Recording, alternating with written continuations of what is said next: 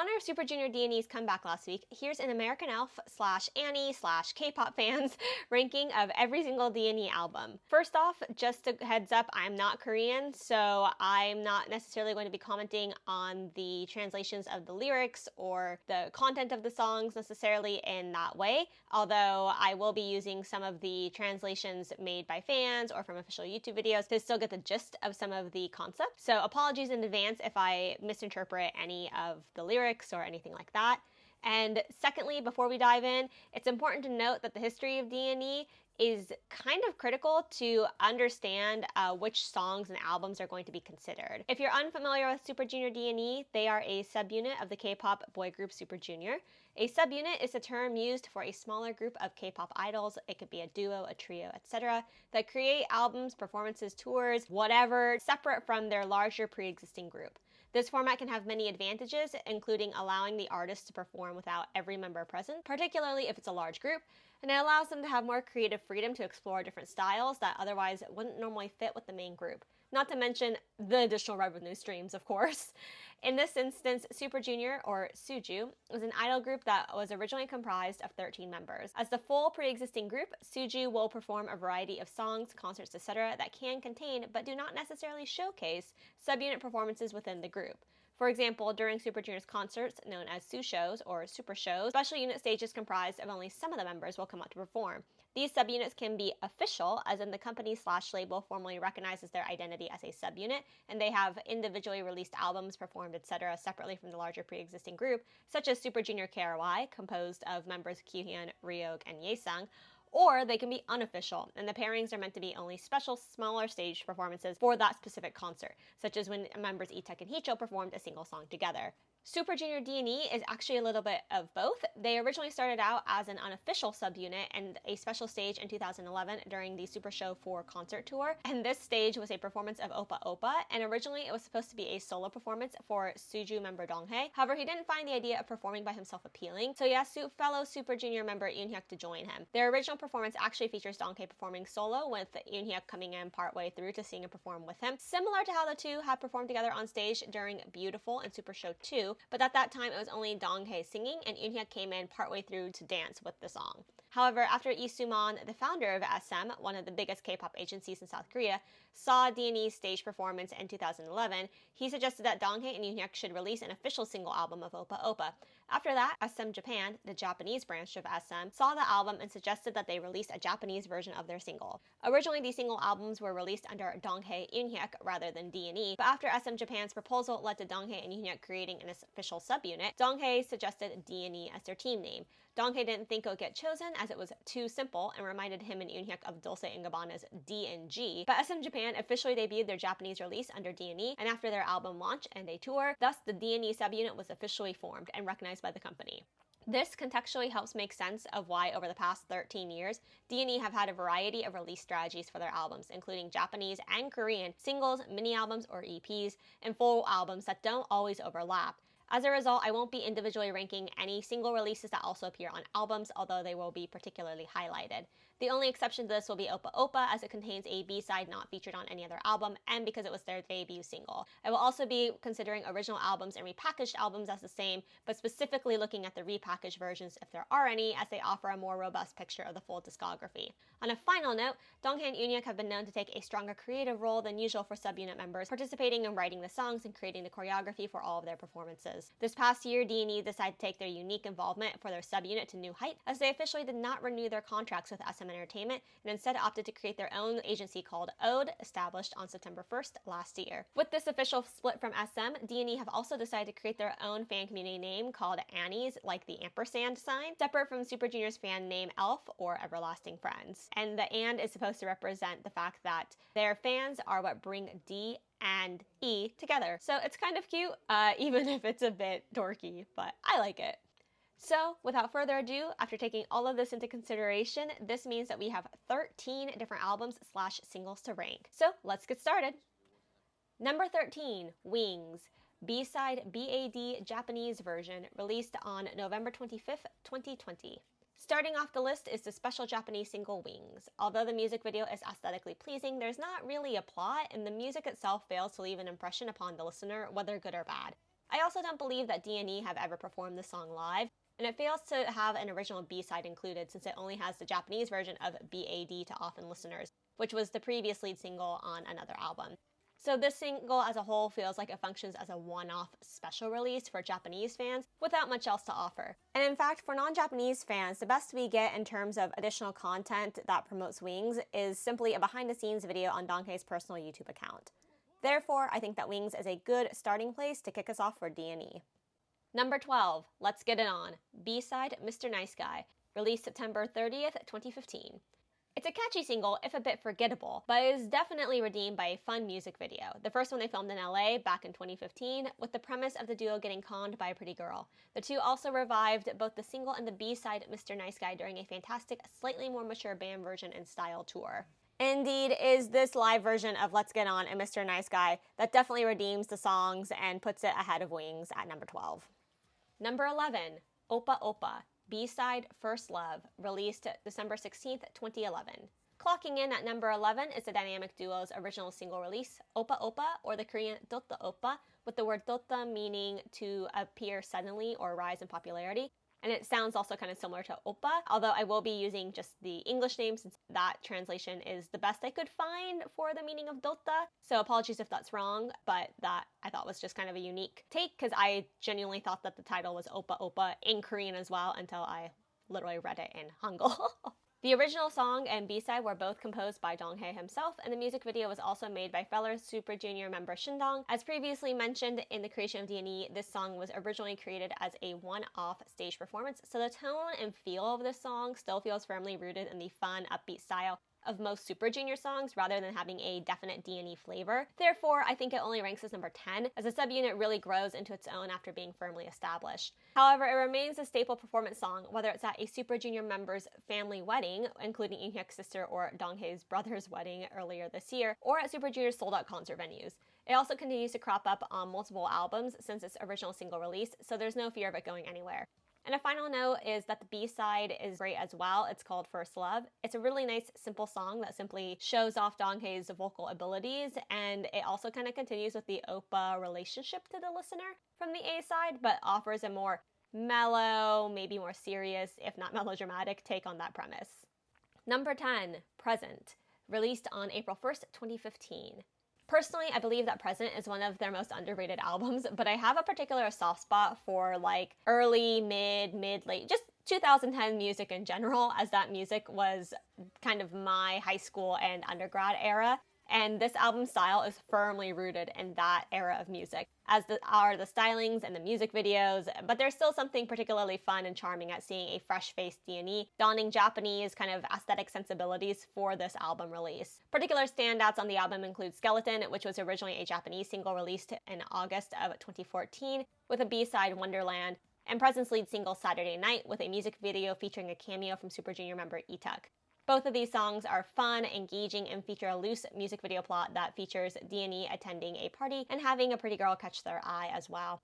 Not to mention that the album also includes the extremely catchy song Wine that had a really fun stage in which D&E come down from a hot air balloon style like contraption to drink wine, quote unquote, with their fans on stage in a winery set. And the fun special bonus track for Japanese fans called Symphony is also pretty catchy. However, because this album feels a bit generic in terms of it could be an album released by any J or K-pop artist from that time period, that could explain why this Japanese EP was overshadowed by D&E's early release of their first official mini-album called The Beat Goes On, especially because that album includes the fan favorite entitled Masterpiece track Growing Pains or Nonanamakam, which is also composed by Donghae. And that leads us to number 9, Ride Me, released on February 26, 2014. It's yet another underrated album by D&E. I think Ride Me is technically the duo's first ever full-length album. It contains 13 songs that make up the core of the first D&E Japanese tour in 2014. As a result, the album has quite a few fun music videos, including one for the Japanese single version of Oppa Oppa, featuring Super Junior members Shindong and Seungmin, the 2013 second Japanese single release I Wanna Dance, and the album's lead single Motorcycle. The album also includes the B-side to I Wanna Dance called Love That I Need, which features another Super Junior subunit called Super Junior M member Henry. Similar to Present, the musical, visual, and conceptual stylings of Ride Me feel a little stuck in the past, but unlike Present, the album includes some unique stand-up performances and songs that I feel are really underrated. In particular, the stage performance of Android Syndrome with massive LED screens, lasers, and projections give audiences a taste of early D&E and the ambitions they already clearly had as a dynamic duo, apart from Super Junior. The album is also chocked full of great gems that D&E still performs, such as I Wanna Dance, which was featured in their Delight Party FanCon, part fan meet, part concert, tour they held just last year in 2023. I also can't fail to note another personal favorite on the album, Teenage Queen, which was originally a song written for 5 Seconds of Summer, for those that remember that band from the mid-2010s. It's a sort of sweet, sentimental, poppy mid-2000s song that just hits the right amount of nostalgia and catchy for me personally, and it's by far my favorite track on the entire album, and I actually really want D&E to perform it again someday. Maybe we'll get it in concert. It's like been 10 years. You could bring it back, I'm just saying. Next up is number 8, Danger, or Danger, released on April 15th, 2019.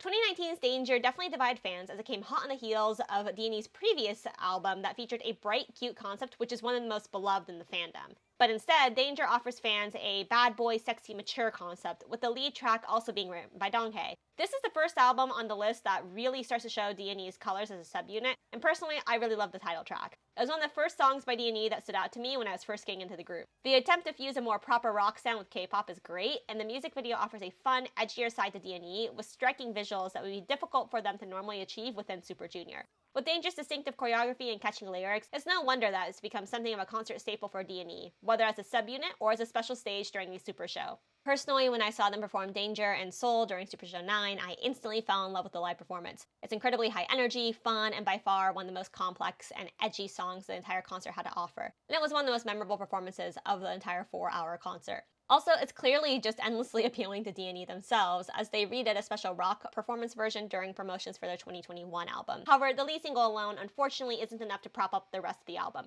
Gloomy, which is also written by Donghae with a special VCR or concert video created by Shindong, is a lovely song with a catchy chorus, even if I prefer the acoustic or birthday version a little more. And Jungle and Watch Out are also great performance pieces, but I think that's actually Danger's weakness as an album. It's that without seeing the visuals, most of the songs on their own just don't reach the same heights other albums are able to achieve based solely on listening to the music. That being said, K-pop as an art form is kind of inherently a visual and an auditory medium, and I truly believe that performances of K-pop music actually do make up 50% of the artistry itself. So I don't think it's really a grave sin to have Danger be a you have to see it to love it album, especially when you consider the fact that some of their best live performances ever were for the tour called The D&E, which was the tour attached to Danger. Finally, it would be remiss of me not to mention the fact that Dreamer, a song that gets somewhat lost in D&E's catalog, actually features lyrics that were partially written by Yoonhyuk, and that's definitely a point in the album's favor. But it doesn't help that the album also includes Korean versions of If You and Sunrise, which were already featured in their Japanese form on an earlier album. So there's just less original tracks on this third official mini-album than other EPs released by D&E.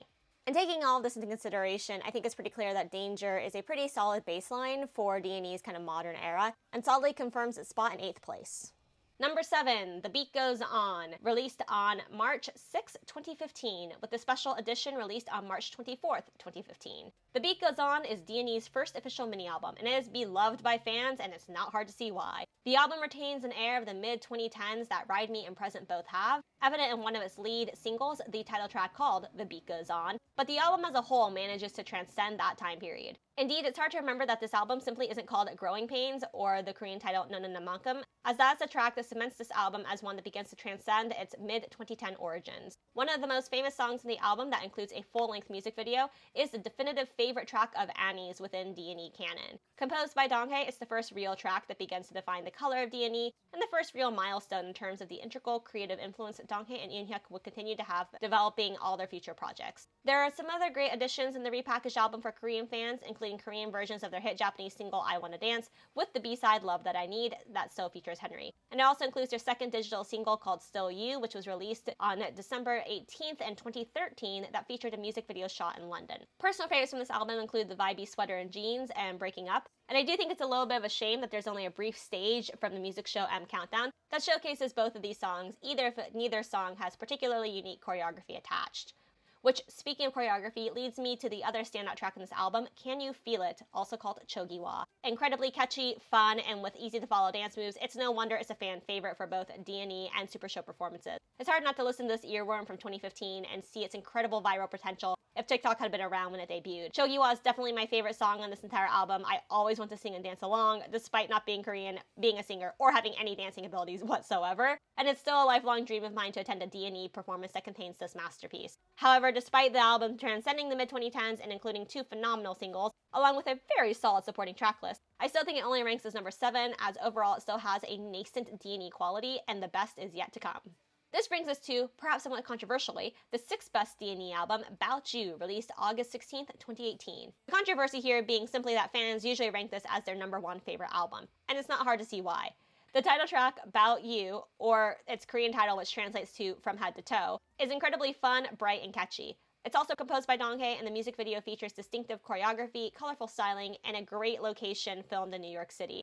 Also, I just want to say a special shout out here that D&E, starting with this music video, I think, really continue to make sure people in the background of their music videos and then their content in general feature a diverse cast made up of people from all around the world. I love that they really give people of color actual representation in their music videos, and that they've never shied away from making sure that all K-pop fans feel represented when they watch a D&E video. So I super appreciate that, especially because I think diversity in media, whether you're in Hollywood, Korea, or anywhere else, really does make a difference, and it's just really lovely to see that in all D&E's videos in the modern era. So thank you guys. It's also noteworthy that this is the first D&E album that they released that features individual unique versions featuring only Donghae, only Eunhyuk, or Donghae and Hyunhyuk together for fans to collect. And every album after this has essentially featured a version of those 3 versions.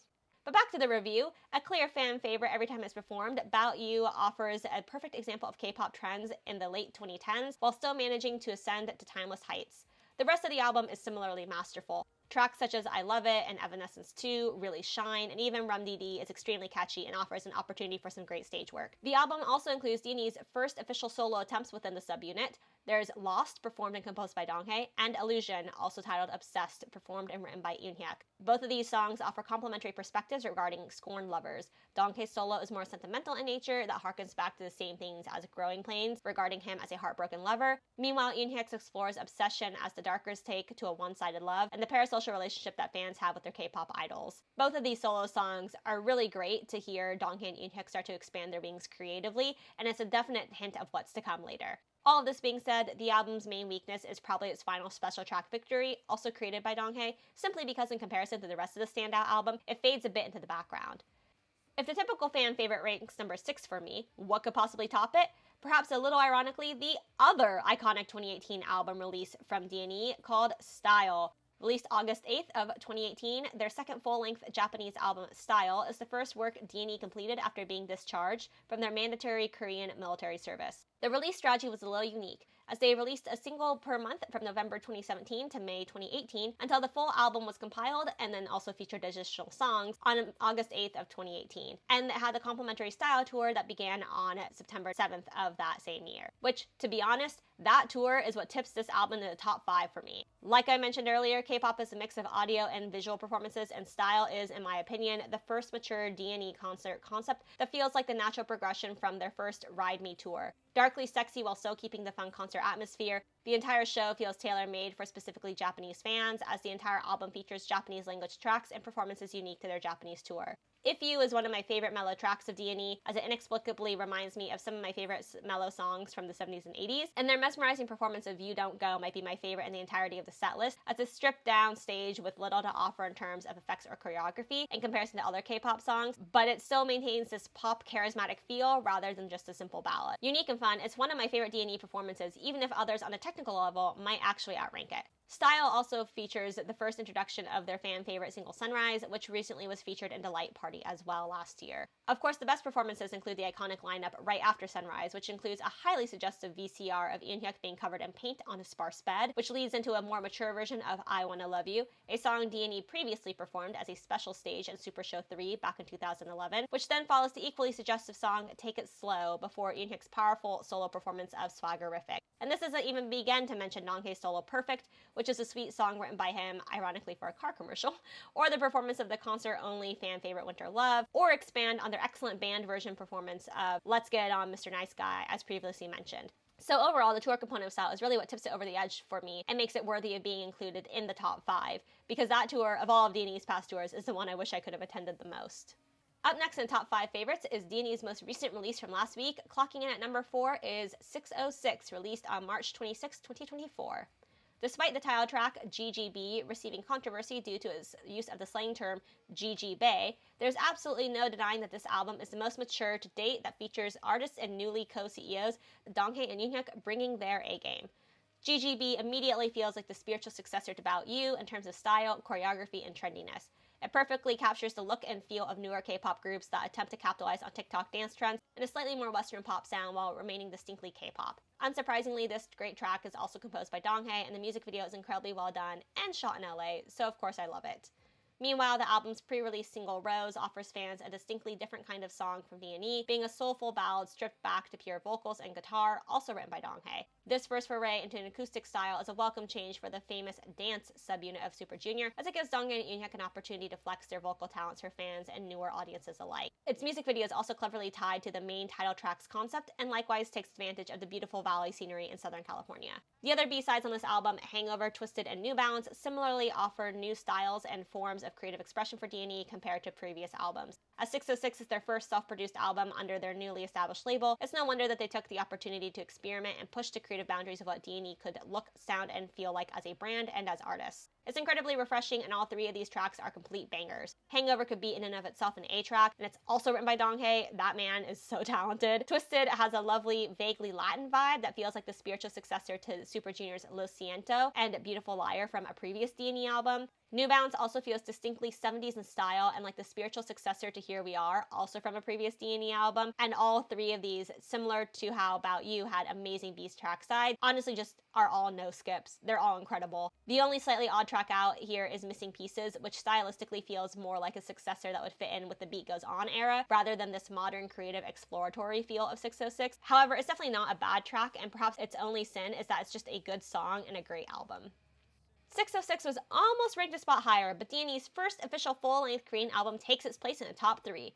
Countdown, released on November 2nd, 2021, with its repackaged version called Epilogue or Zero version, released on December 10th of 2021, is incredible. This album doesn't hold back in pulling out all the stops to celebrate D&E's then 10th anniversary. It features full solo singles with B-sides for Donghae and Yoonhyuk to individually shine. Donghae's songs are entirely composed by himself and feature guest artists from other K-pop groups such as NCT and G-Idol. Meanwhile, Yoonhyuk's song lyrics are written by himself, and he was instrumental in the creation of the choreography for his lead single B. The repackaged album also features a single written by D&E, and the full-length album in general is chock full of great tracks, which of course features a Donghae-composed title song, Zero, that also features a full English language version, much to the delight of English-speaking fans like myself, as it's Super Junior's first full-length original English language song. The promotions leading up to this comeback were similarly impressive, especially since it was released during COVID restrictions, which meant it was unable to have a full concert promotional tour with the album.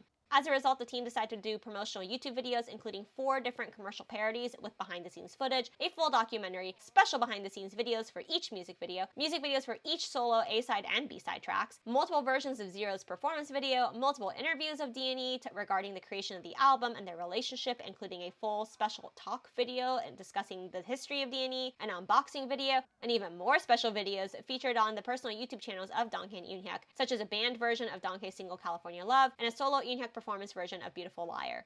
To say Countdown was a feast for fans would be an understatement, as the total comeback released dozens of hours of content, especially as fans eagerly waited for concerts to resume in a post-COVID world. It was also my first comeback experience as a new fan of Super Junior, since I joined the fan community in June 2021, so there's a huge amount of nostalgia for me personally. My favorite member of Super Junior is also Yoonhyuk, so obviously his first official solo debut played a huge part in me picking this to be in my top 3, and it also contains standout sleeper hits like Muse, which definitely helps contribute to Countdown being ranked as one of D&E's most iconic and mature albums to date. Okay, so if that was number 3, what could possibly top that at number 2? We only have 1 album left. Well, it is here that I admit number 2 might be a little bit of a cheat, but I'm sticking by my decision.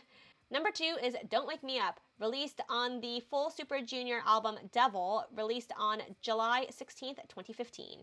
Okay, so to justify this choice. Firstly, although the song appears on Super Junior's album Devil, it is officially credited as sung by Super Junior D&E, and it is on a full official album. This is in comparison to I Wanna Love You, which is only featured on the Super Show 3 concert album and is credited to Eunhyuk, Donghae before their subunit was officially created. It's also in comparison to Winter Love, which has never officially been released on an album and continues to be a concert-only performance. So I'm sticking by this decision that it qualifies as a separate D&E track to rank on the list. It just was packaged in a Super Junior album. Because secondly, I also want to point out here that this song was promoted as a separate stage performed by D&E, and Devil as a Whole was an album that was comprised specifically of special subunits to celebrate Super Junior's 10th anniversary. And finally, Don't Wake Me Up was composed by Donghae, and stylistically, it's clearly from the same era as Growing Pains, and I'm pretty sure anything composed by Donghae is an almost automatic acceptance into the D&E canon. Okay, so I think we're more than justified to include Don't Wake Me Up here. So now that I've justified its inclusion beyond a shadow of a doubt, I must go further on to justify why it ranks as number 2 on my list. And it's honestly because I prefer it to Growing Pains. There, I said it. I would argue that if Growing Pains is the sad version of the love story, Don't Wake Me Up is its brighter counterpart. Both have very similar musical styles, particularly the opening few bars, and feature bright, fresh-faced performances of Donghae and Eunhyuk. The lyrics are catchy, the tone is sentimental, bright and endearing. It's a hint of what's to come in their About You era. And in general, I think that if Growing Pains is usually voted as the number 1 favorite track of D&E by Annie consistently, then for me to have Don't Wake Me Up be my number 1 track, it's just the brighter side of what most fans enjoy on most polls. Also, when I was first discovering Super Junior back in 2021, I had been introduced to them through ODG's YouTube channel, in which Super Junior members reviewed their past career with children. Off of the main singles they had the kids listen to, Devil was my favorite of the bunch, so I decided to start with that album. After giving it a listen, Don't Wake Me Up was immediately my favorite standout track on the album, and it cemented my place as a D&E fan long before I knew what subunits were or what made that track unique. It honestly shouldn't have come as any surprise to me that D&E is my favorite of all the iterations of Super Junior, yes, including the main one, from a purely musical sensibility. So yeah, I am going to defend my choice of placing this not quite full single, but definitely a single, in the second tier spot, due to its mix of nostalgic emotional value for me, the actual music value that I truly enjoy on the track, and the fact that it is a Donghae masterpiece. It's just the other one that's not Growing Pains. And then, to Dio, finally, what is my number 1 D&E album? The only one that's left. Number 1, the absolute no skip, cannot live without it, probably my favorite Super Junior album of all time, of all the subunits. It's BAD Bad Blood, released on September 3rd, 2020, and its repackaged album Bad Liar, released on September 28th, 2020. It's the most commercially successful album of D&E of all time, and it was launched during the height of the pandemic. And it's the first D&E album to not have a concert tour immediately attached to the promotions. What is there to say about this masterpiece other than it's quite simply S tier? The original lead single BAD is, of course, composed by Donghae, and it is incredibly catchy and fun and feels like a more K-popified, if that can be a word, version of Danger. The music video continues the evolution of D&E's style as it retains vestiges of the bad boy concept from the previous album, but it has a more mainstream street aesthetic. Meanwhile, the lead single No Love on the repackage is made by the same composer of Muse and Hangover on other D&E albums, and it's a great sultry dance track. The music video is also one of my all-time favorites, as it feels like the culmination of previous D&E music video concepts of the duo in a club or party setting locking eyes with a pretty girl. But this time they have a more mature look that helps them pull off the charismatic, seductive bad boy extremely effectively. I also really love this one mirror shot of Donghae and Eunhyuk at the bar top. It's just so chef's kiss of a composition. The album also contains my favorite Super Junior ballad of all time, called To You Tomorrow. I know this is quite controversial, as many people love Winter Love and Home, but honestly the musical stylings of this one just fit my taste more. I absolutely love the piano, the raw Donghae vocals that show the emotional longing in his clear singing style, and the fact that Eunhyuk helped write the heartbroken lyrics, just everything about it from top to bottom makes it my personal favorite ballad. Meanwhile, Contact, Change, and Offline are all incredible in their own right, similar to how About You and 606 had some standout B-side tracks. Each one on its own is a personal favorite, whether it's a pump-up track like Contact, a dreamy track like Change, or a vibey song like Offline. All of them also offer musical stylings that are able to transcend the K-pop era they were created in and be able to stand on their own right. Finally, the bonus track, called What Is Your Name, featuring Shindong, is simply the cherry on top. It's an absolutely hilarious parody of smooth R&B songs with cheesy pickup lines, cringy nicknames, and an absolutely killer stage performance meant to show off their vocal performance. And of course it includes a hilarious VCR created by Shindong himself, and also Shindong's vocals. It's no wonder that this is the perfect, hilarious, talented, and incredible Suju and the perfect D&E album. Hi. editing Jade here to say, in the 7 days I did not get my act together in time to post this video when it was supposed to last week, D&E released a completely new Japanese single like that. So that is not included in this video, but if I had to put it in a spot, I don't know yet. It's really catchy. It's really good. Maybe right ahead of Opa Opa because it's still a single, and I think the albums offer a little bit more of a robust picture of D&E. Like that could also kind of be, I don't know, maybe part of 606 in a way, since they feel kind of together. But again, like addressed in the video itself, D&E's Korean and Japanese singles and albums and careers kind of have these like weird parallel trajectories, so maybe it deserves its own ranking. Anyways, that's all I had to add. They're crazy. Now back to the main video. And that's it. Those are my official rankings as of current upload date of all of D&E's discography. Of course, no hate is meant towards any fellow Annie or Elf or K-pop fans who may like or dislike some of their work more or less than I do. This is just all for fun and to celebrate D&E's comeback this past week. I can't wait to support them in their upcoming tour, and I continue to pray to the concert gods that they will one day have a USA tour stop, and I can't wait for their next album.